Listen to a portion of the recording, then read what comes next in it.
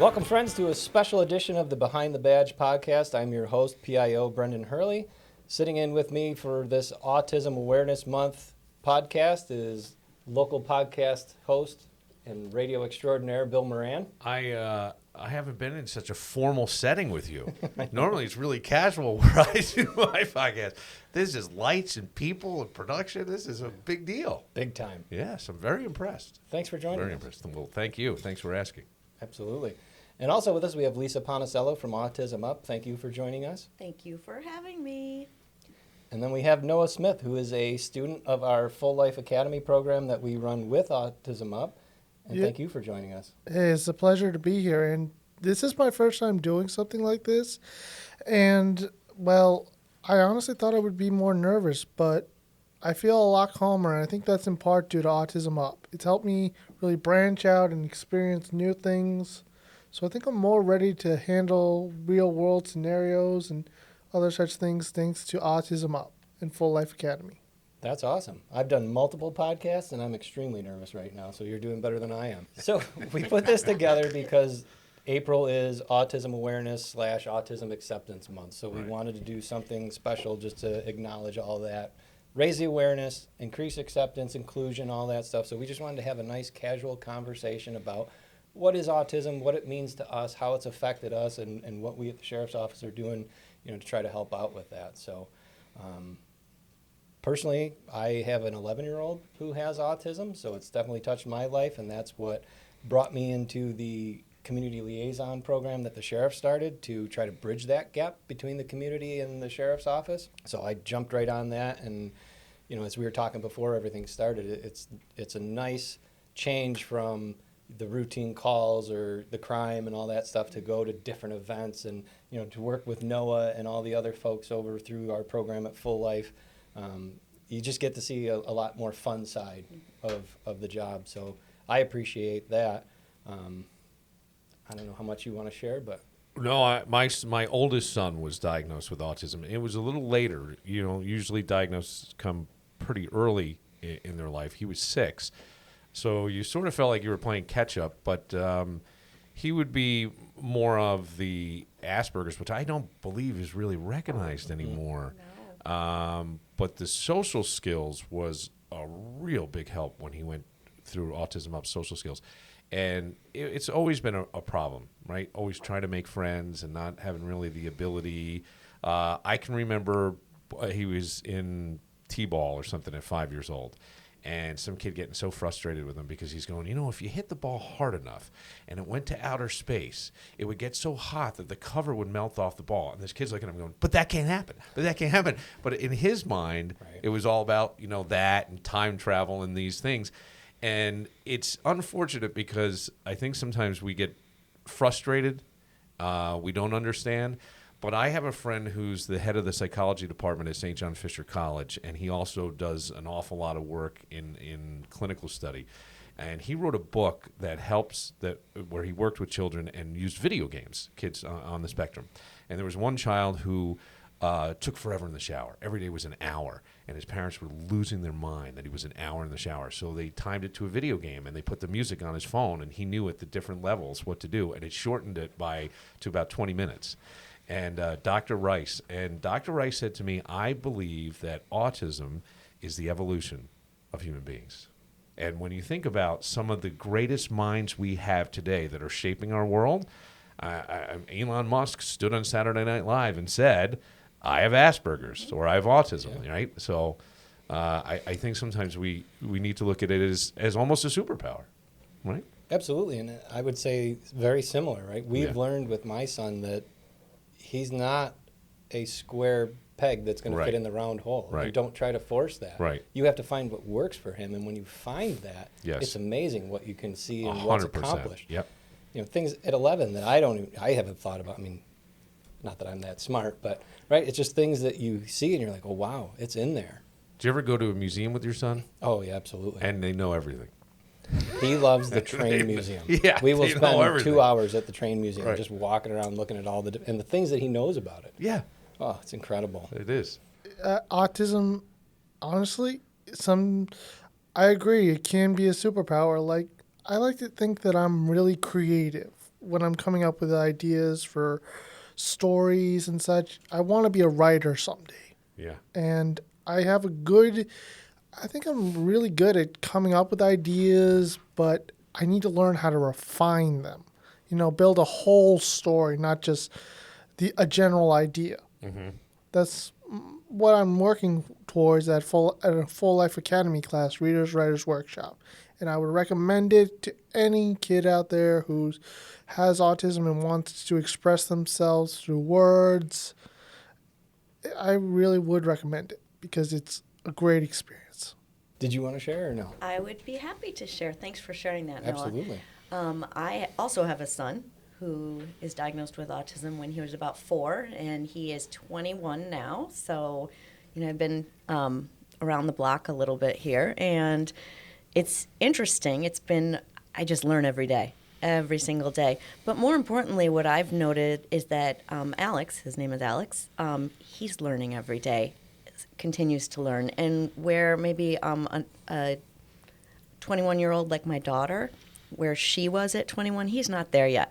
But he's starting to really show some growth and really show some interest in areas that he wants to continue to learn more about as he grows up. And I think that's just, for me, as far as autism awareness and acceptance, I think that's just the important part, is to start looking at our community at the potential for continued learning, for a lifetime, instead of just, the finite, like school is over and now what happens. So I know we're talking today a little bit about some of the things that we're trying to do at Autism Up to make sure that we continue that, but it's led because we're living it. We have no choice. Yeah, I wanted to say, after I graduated high school, I was kind of lost for a while. I tried college, but it wasn't a good fit for me.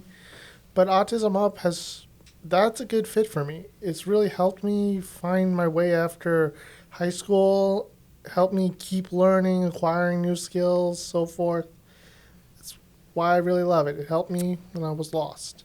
We're so happy to have you, Noah. You've been an incredible ambassador and participant in our programs. And, some interesting things about Noah that I just have to point out is that Noah comes to us weekly, all the way from Watertown, New York. For programs. Bit of a drive, huh? It is like 2 to 2.5 hours. Mm-hmm. Wow. And you spend the day learning. Yeah, I love it. Yep. So that's a perfect segue right into what we're going to talk about next, in the Full Life Academy, because we've mentioned this a couple times, but we haven't explained to our viewers what that is. So Autism Up has a program called Full Life Academy, which basically teaches life skills to people who are past high school, didn't really want to go to college, kind of what Noah just described, and it's life skills. It's cooking, it's gardening, it's our class that we teach, public safety.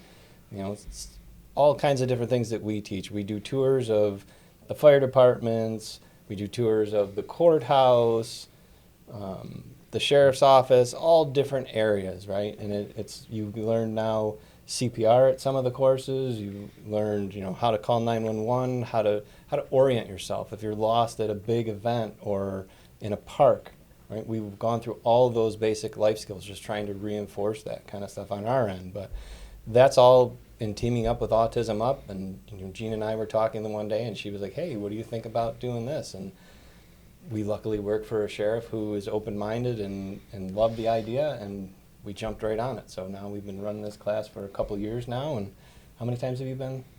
I've at least been taking your class 3 times before. This is going to be the end of my 4th today. Oh, nice. But I've been coming much longer. I started out just taking the cooking class because my parents wanted me to learn more about cooking. But then we discovered all the other options available after the pandemic. When I also attended digitally during the pandemic a few classes, and I swear I really love this place.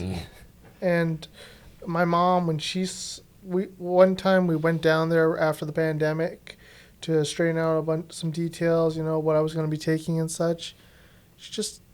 When she saw all the options that were available, how nice the people were and everything, she cried. She literally cried because it was just so wonderful and so, what's the word, beneficial. Absolutely. Yeah, I think what you have created, Lisa, with Autism Up, and I believe you were one of the original. Am I wrong?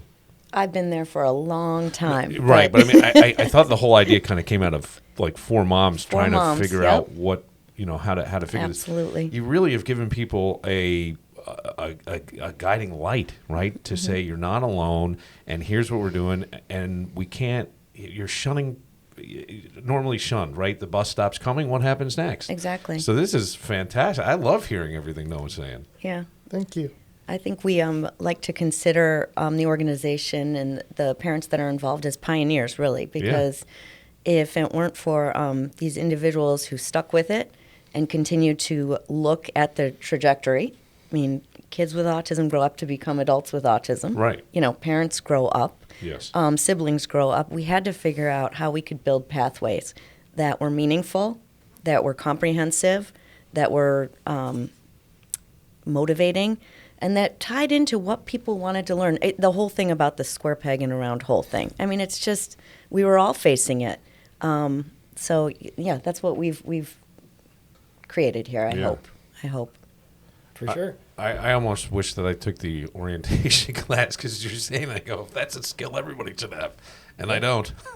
Well, and it's funny, right? We teach some of these classes that we go to, and some of them have aides. There's teachers that come with the class, and sometimes the aides will sit and go, well, I didn't know that. Yeah. And you're like, Sure. There's a lot of information in here, and Yep. it's not just them learning from us, it's us learning from them as well, right? Because I'll give you a perfect example. We've gone to different ambulance bases. We've gone to different fire departments. And when the hands-on interaction that they get, yes, they're teaching CPR or they're teaching first,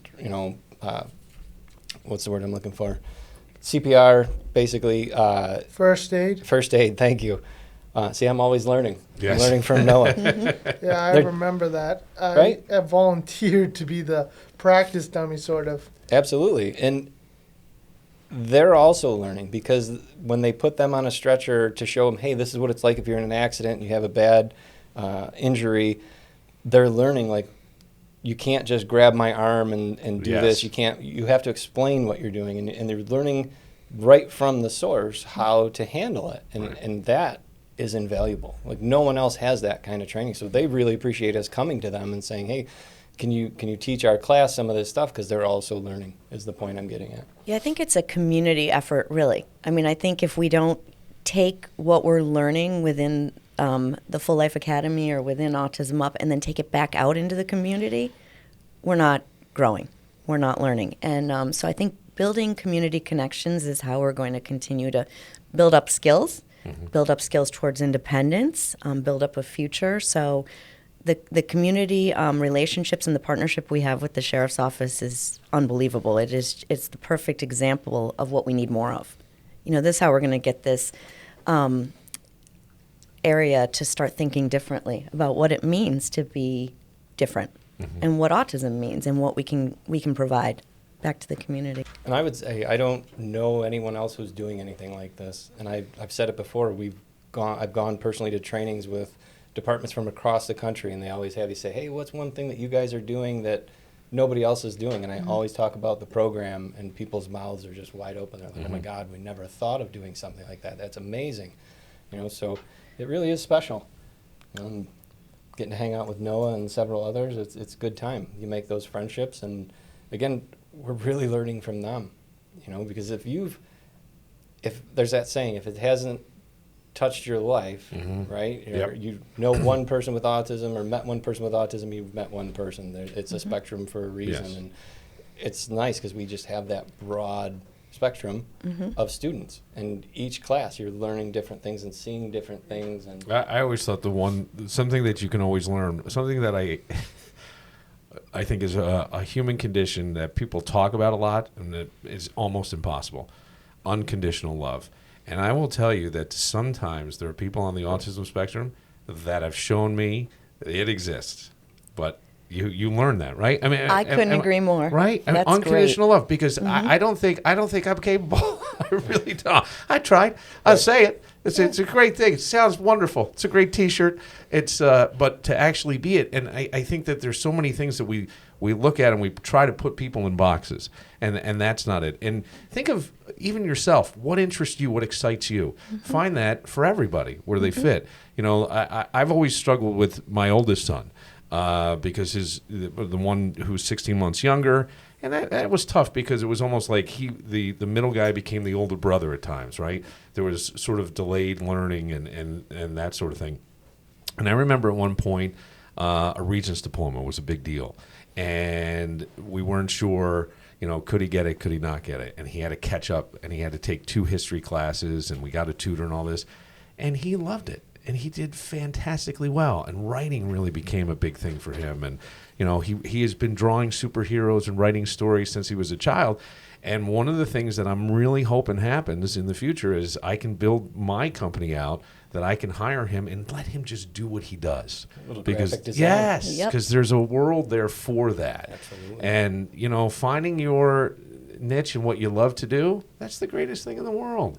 And trying to, again, as you're saying, force somebody into something, around, it just doesn't work. And that was always, I come from a family where education was a big deal. It doesn't work for one guy but they always had a motor to do something, and everybody has a desire to fit in and a desire to do something. Find out what that is and let's go. And Autism Up is helping you find all those paths and exposing, as Noah said, to so many things and so many skills that you get to use throughout life. Yes. In Watertown or wherever. And I think that's a beautiful thing, unconditional love. It Yes. can be hard at times, but it's important. I know my dad loves me unconditionally, as does my mom. Yeah. I've given them a lot. There were hard times growing up, but we got through them. And I know without a doubt that they love me to the moon and back always. I love them the same. I used to say to my boys, I love you to the mailbox and back. Just because they would go, what? Because everybody else said moon, so I would say mailbox. This began with M, and it would kind of throw them off when they were little. Yeah, I'd imagine. I actually didn't like reading when I was a kid. Now I can't get enough of it. Isn't that great? Yeah. Yeah. There was this special program my mom got me into that helped me get some one-on-one experience. That's actually where I kind of started writing. I love these bear books about this family of bears and the things they did. And I started drawing these bears, my own version of the stories. We emailed them to the publisher, but the artist who drew them had passed away. So she said, it's really nice to see people who still love this, even though I can't make more of it. And how much of what he just said is important for everybody, right? Like, I remember being a kid, and you'd go to some class, and you'd have a teacher that was just boring as boring could be, right? Absolutely. Or even still, we go to seminars or presentations, you sit there, and someone's, the Charlie Brown teacher, wah, wah, wah, wah, and I'm falling asleep. But now you get someone who's up there, they make a couple jokes, they get you laughed, you're engaged. Like, I learn better that way. And that's really what it's about, is the learning, right? My son, it's trains and dinosaurs. Your son's something different. And if you can implement that in math, you can make math fun for them, and then they want to do it. Right. And all kids, I think, are that way. And it's sad in some sense that it almost seems like we're not doing that, because all the other kids, it's, again, here's the rules, here's the structure, do this. And if it doesn't work for you, you fall through the cracks. Right. You fall through the cracks, or you graduate, and then there's nothing else for you to find where your place is and what you want to do. And I feel like that's what it's all about. It's about figuring out what somebody's special interests are, creating something around it, bringing other people who have those same interests together with you, forming those relationships socially, and then practically learning and applying in fun ways, using movement, like just not always just sitting in a classroom listening to something. That's one of the biggest things, right, Noah? That you're out doing things in the community, or you're moving, you're well regulated. It's wonderful. Yeah. Well, words don't teach, right? I mean, that's kind of Experience teaches. You got Yeah, it. that's Exactly. See? Exactly. And for my son, who was a little higher on the spectrum, like if you were going to look at a spectrum, it was always that it was a pain in the butt, right? But it would be simple things. Like I remember saying to him once, "You're really sharp." And he looked at me and went, no, I'm not. Knives are sharp. Right. I'm not sharp. You know, that sort of thing. Or they gave him a chair that was just a pole and a stool because they thought, well, this will be great. It'll engage his core and he'll be focused. He wasn't focused. He did pratfalls. So, you know what I mean? So all the kids would laugh because that was acceptance. But that became, so now you wound up teaching around that kid who's really a bright guy. Oh, yeah. And so that's the tough part that I think, you know, where Autism Up, if anything comes out of Autism Acceptance Month or Awareness Month, I hope it's that we take a moment and try to meet people where they are because everybody's got value. Yeah, seek to understand first, right? Yeah. It's funny because my son was in early intervention. He's probably 3 years old, and they're teaching him the alphabet and all these different things. And he knows it all, but he has my sense of humor. So they would ask him something, and he would just kind of look out of the corner of his eye and tell them the wrong answer just to mess with him. But then they thought he didn't know it because they didn't know him. And it's like, no. You have to know his humor. You have to know him a little bit. And then once they got that, they learned how to work with him, and then they just blossom. They take off. And I think that's everybody. Everybody's that way. You really got to get to know. And as cops, we do it all the time, right? We want to build that rapport so we can help somebody. We can find out what's really wrong because even the victim sometimes doesn't want to talk to us. So you have to break down that barrier. You have to show them, I'm a person. Right? I'm here to help. I want to help you. And you just have to learn how to talk to people and accept everyone. And build that trust. You know, I was thinking as I left this morning to come here, I said to my son before he got on the bus, you know, I was just messing around with him, and I said, you know, it just needs you to have a great day at school today and stay safe. And I said, because if you don't, I'm going to go talk to the sheriff today. Oh, his face just dropped, and he just took it very literally, like, no sheriff. And I said, no, you know, it's interesting because it's the automatic, like, you know, association, and I think if he comes to the class, he gets to know you, or he, you know, you get to know him. It's just there's so many different perspectives, and there's so many different understandings, and you know, people with autism, a lot of times things are very literal. So, you know, right? So by doing things and immersing ourselves in things and trying things that are actually fun, I think that's where the learning begins and it continues and the growth. My days of anonymity are done over at Autism Up. We go on Saturdays with my son, and you know, the older group walk by and they're like, hi Brendan, hi Brendan. I'm like, hey guys, he's the cop. He's buddies now. Yeah, I'm like, hi everybody. Yeah, now you're the cool guy. Yeah, right. Hopefully, first time for everything. So tell us about a little bit about some of the things you've done recently, Noah, with the sheriffs in safety awareness. Let's see, I remember we went to the courthouse. That was interesting. I remember I missed one day where they were going to, what was it, the stable with all the horses? Mounted barn. Yep. Mounted barn. Wow. Yeah. Mounted horses. We also went to a sheriff's station, took a tour, and I'm seeing on the screen right now, I remember when we had the simulator with the shooting, and that was interesting. I liked the part where we were shooting at the targets, working on our aim, and then there was another simulation I got to do, you know, with simulated people trying to determine, does this person have a gun or not? Should I pull the trigger? And I realized that's a very stressful situation for all involved, especially the person holding the gun. So just real quick, that's one of my favorite things to do with community members is bring them through, and we have a firearm simulator. It's essentially a large video game, right? Especially when we bring people through. We don't go through all the things that we would go through with a deputy. We're not teaching you to shoot. We're not doing any of that stuff, right? Full disclosure.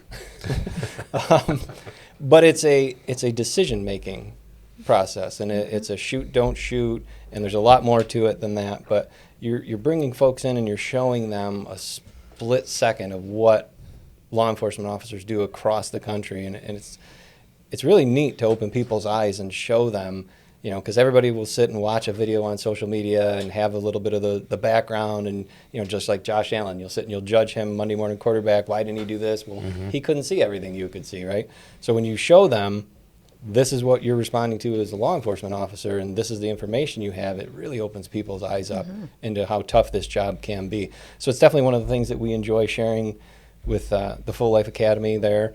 We also have a driving simulator that we've used a couple times. That's interesting. I haven't done that yet. We'll get you on that one. Yeah, but I'd love to. I don't really have much experience with driving. That makes it even more fun. Yeah, sounds fun. But it's nice to bring that in and show them some of the stuff that we do. We always cover, like, what do you do if you find a firearm or if you see one? First thing is don't touch it, right? Call 911, call a guardian, call someone to I let them know also it's there. remember this situation you talked about where you're at a friend's house and your friend tells you, hey, I know where one of my parents keeps a gun, and asks you if you want to see it, and you say no. But if the friend continues to persist, don't let the pressure get to you. Be smart. Say, I'm not comfortable with this situation. Please stop trying to show this to me or I will leave. It's never a good idea to give in to peer pressure. Never. Wow. Worked. There you go. Yeah, There you go. The class works. You're a great spokesman. Yeah, absolutely. Thank You you. really are. Absolutely. I really appreciate you saying that. So what would you say your favorite part of Full Life Academy is? Well, that's a tough one. I mean, I like all of it. I like the readers, writers, like I said, where I get to hone my creativity, work on my skills, and interact with people who read like I do and enjoy creating stories. I like safety awareness. For one, the sheriffs are very, very friendly, very supportive of us. They answer all our questions. They have patience with us, and we're teaching them as much as they're teaching us. I'm also taking executive functioning, which is learning how to plan for life, figure out how to do a task, how to execute a task, how to plan it out, so forth.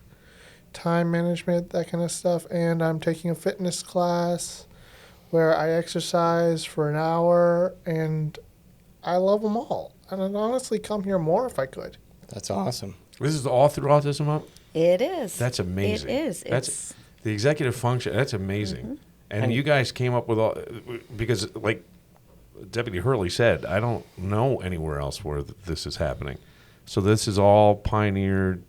This is all Autism Up. Yeah. And, we're really looking at taking a modern approach to growing up with autism and Yeah. what life after high school Sure. and beyond looks like. And Yeah. it doesn't need to just be 4 years after. I mean, this is forever. Yes. We've got students and participants of all ages and relationships and collaborations. And this is something that we'd been talking about for a long time, knowing that the cliff was coming, so Yeah. to speak, and Yeah. there were not programs out there. But I want to give Jean Rosigliano, our director for our transition program, really all the credit, because she came on right at the time of the pandemic, and thanks to the pandemic, we were able to really build this out and put her vision into place. She's got 30 years of experience teaching with, transition age students and things like that. So, shout out to Jean, who couldn't be here. She's not feeling well, but She is amazing. Absolutely. She's great. and she has a quote that she uses a lot, and I hope I don't mess it up, but I feel it's only fair to say it because it's really the mantra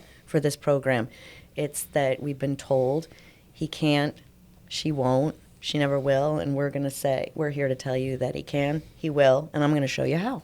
And that is Jean's quote, and I think that that's just really what resonates with us, and we move forward every day trying to build out this program, hopefully to be a model that other communities can use. Yeah, it's really. I mean, listening to Noah, my son no longer it actually lives in the area, so I'm not as active with Autism Up. But to hear all this stuff that you're talking about, I think is truly amazing, and I love the executive function stuff because I could use some help there myself. I mean, I look around and I go, Sign us all up. yeah, open up a closet in my house. It's yes, My room was basically its own library, shelves packed with books. right. So we had to pack everything up, and I went through this organization system with my dad. I was digitally recording what book went in what bin, and putting a number on the bins and where the bins would go. That's great. Yeah, I did it mostly myself. My dad helped a little. He got the bins for me, but Yeah. it was a big project, and I did it in Yeah. a few days. And doesn't that feel great? It does. The satisfaction you get from doing stuff. To know that I Yeah. accomplished it. Yeah. Yeah. That's the greatest. That's the great end. Absolutely. All right. Well, on that note, we're going to wrap this up because Noah and I have to get to the graduation for this semester's Full Life Academy yeah. here at 1 o'clock. Also, I'll be attending the next one, too. I love it. Already signed up. All right. So I want to say thank you to our guests for taking time out of your valuable day and sitting with us about this most important conversation.